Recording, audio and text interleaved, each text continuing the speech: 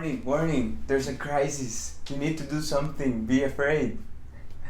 Hey, what's up, guys? Carlo here. Today we're gonna talk about the fear power words. You know what I'm talking about. If you turn on the TV and you see any news channel, it's full of fear words. Or any web page, any even scammy web page, it's full of fear words. Why?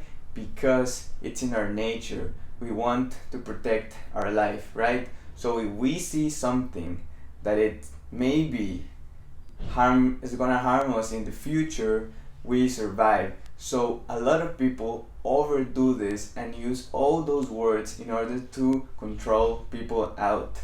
Have you ever seen, even in the current pandemic, every people saying like, yeah, crisis, everything's gonna plummet, everything's going down, and it just increases the panic, because this is one of the most powerful persuasion techniques that is out there.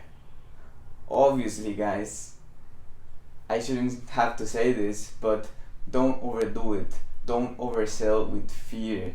Don't sell with panic. So I'm gonna show you some fear power words that you can use in order to persuade more your audience, to make them feel something that you want them to feel, but not with the purpose of building panic up.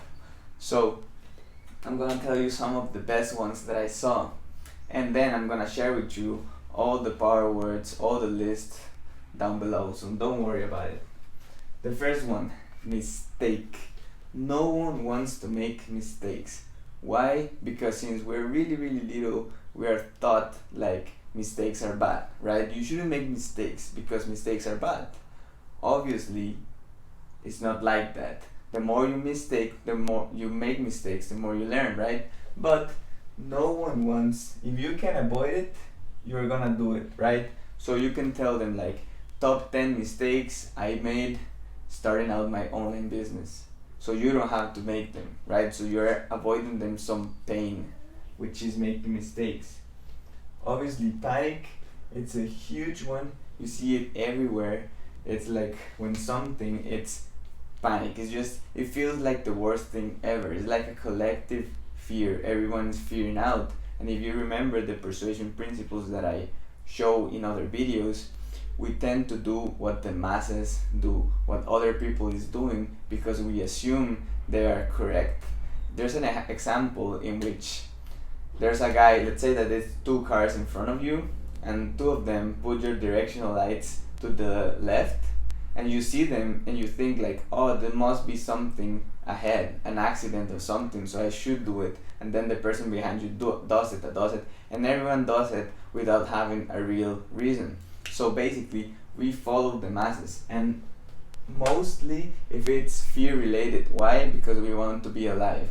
If we see other people panicking out and doing this kind of measures, like in the pandemic, people buying toilet paper, we do it because we think that they know something that I don't. If you remember the power words we saw yesterday, something that I know, that uncertainty of not knowing, of not having control.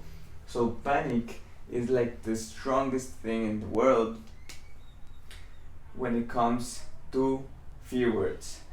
Another good one, caution. We have all seen those because we're used to see the caution signs when it says like caution, wet floor. So we are used to having that signal for a real thing, so we confuse it with other things. So if we see like a headline, let's say that says caution, don't eat fish because it's full of mercury, right? So we are used to have that reaction because it's real, but people use it for the bad side, right? Obviously, you can use it in an email. Let's say you need to make sure that your platform doesn't ban it, because these words are really powerful, but are really also tricky, because a lot of emails, let's say that you're sending an email, Gmail is not gonna let you put this in your sub headline because he knows that it's like a really scammy, really spammy word. So avoid using these ones in your subject lines, but you can use in other part of your offers, in a post, in a sales page, or anywhere else. So you could be like, Caution, don't make this mistake driving traffic to your offer. That's a good one.